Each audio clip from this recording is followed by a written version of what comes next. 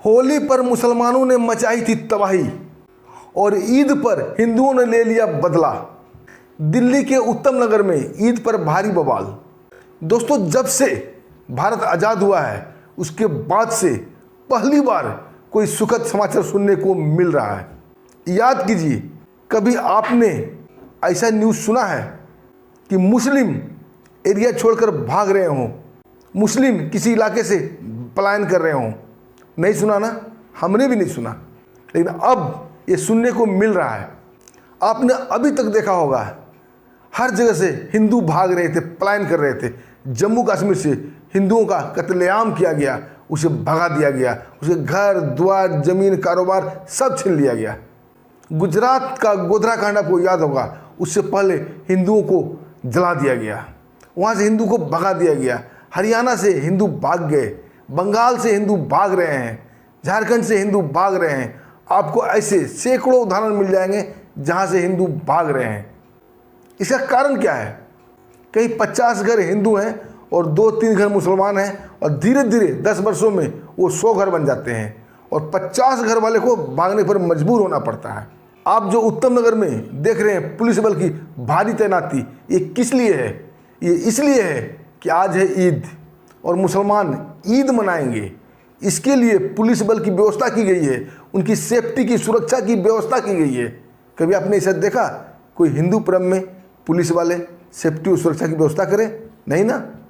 और ये इसलिए हो रहा है कि इसी उत्तम नगर में होली के दिन एक तरुण नामक दोस्त का, हिंदू युवक का पीट पीट कर दर्जनों लोगों ने इसलिए मार दिया था। एक छोटी बच्ची का पानी का गुब्बारा एक बुरके वाली को लग गया था।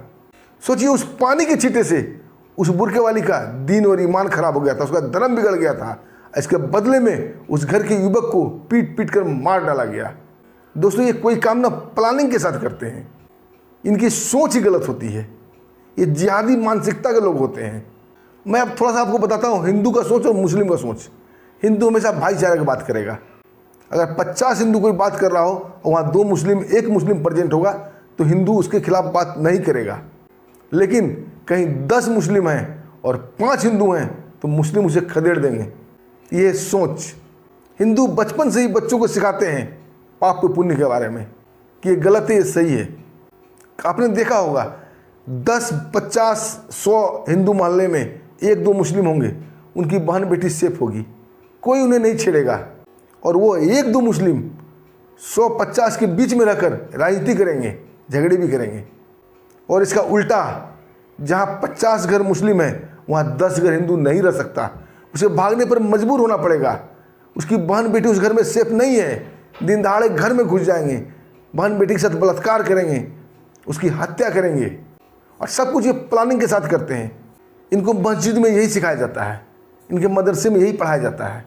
आप गौर करना मेरी बात को, अब मेरी बात को फालतू वीडियो मानकर स्किप नहीं कर लेना, क्योंकि आज तरुण के साथ हुआ है, कल किसी और के साथ होगा, परसों आपके साथ होगा, उसके बाद हमारे साथ होगा, किसी न किसी के साथ होगा।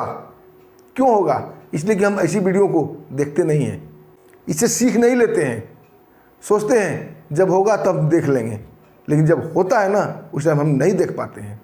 आपने गौर किया होगा, दिल्ली का पढ़ा लिखा मुसलमान जो बात बोलेगा वही बात हर स्टेट का मूर्ख से मूर्ख भी वही बात बोलेगा। क्यों? इनका व्हाट्सएप ग्रुप होता है। दिल्ली से जो ऐलान हुआ मस्जिद में वो बात इनको बताया जाएगा, पढ़ाया जाएगा, मदरसे में पढ़ाया जाएगा, सब एक ही बात बोलेंगे। आपने अभी देखा होगा ताज़ा उदाहरण अमेरिका और ईरान वाला, जबकि भारत को उससे कोई लेना देना नहीं है।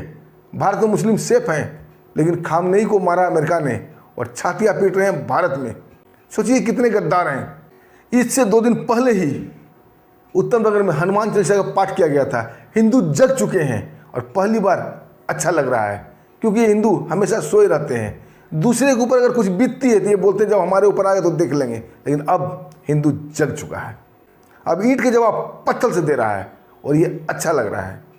आपने सुना होगा कई नेता भाषण दिए कि हम 15 करोड़ 20 करोड़ मुस्लिम पूरे हिंदुस्तान को खिला देंगे, बस 15 मिनट पुलिस हटा दो। सोचो इनकी मानसिकता, 15 करोड़ 20 करोड़ हैं और ये 100 करोड़ को चैलेंज करते हैं। क्यों? क्योंकि हिंदू सोए रहते हैं। जब उनके ऊपर बीतती है तब उन्हें याद आता है, लेकिन उस टाइम समय निकल चुका होता है और वो कट जाते हैं। योगी जी ने बोला था, बटोगे तो कटोगे, एक रहोगे सेफ रहोगे। इसलिए हमेशा जाति बंधन छोड़कर हम हिंदू हैं, एक बनिए, सेफ रहिएगा।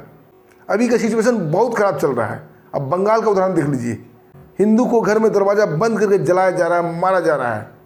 ना कोई पुलिस कुछ बोल रही है, ना प्रशासन कुछ बोल रही है, ना कोई नेता बोल रहा है। इसलिए जिसके ऊपर बीतती है उसे सेफ होना पड़ता है। अगर आप नहीं चेतिएगा तो यही होगा, सबकी बारी आएगी। इसलिए एक रहिए, एकजुट बन के रहिए। 2014 से ऐसा टाइम आ गया है कि अब जिहादी किसी भी कोने में बख्शे नहीं जाएंगे। अब न्यूज़ रोज़ सुन रहे होंगे, गुजरात से मुस्लिम को भगाया जा रहा है, घर द्वार छीना जा रहा है। क्यों? ये जिहादी थे, ये बांग्लादेशी थे। थोड़े संख्या में आते हैं, फिर बच्चा पैदा करते हैं सुअरों की तरह, फिर हजारों की संख्या में हो जाते हैं, फिर आपकी ज़मीन जगह सब हड़प लेते हैं। असम से इनको भगाया जा रहा है, गुजरात से भगाया जा रहा है, हरियाणा से भगाया जा रहा है। क्यों? सारे कुकर्म के जड़ यही हैं। चोरी चकारी से लेके छीना झपटी सब कुछ यही करते हैं।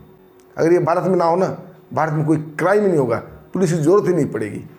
आज उत्तम नगर का न्यूज़ देखकर बहुत अच्छा लगा, इसलिए मैं आपसे बोलता हूँ, अपील करता हूँ, एक रहिए, सेफ रहिए।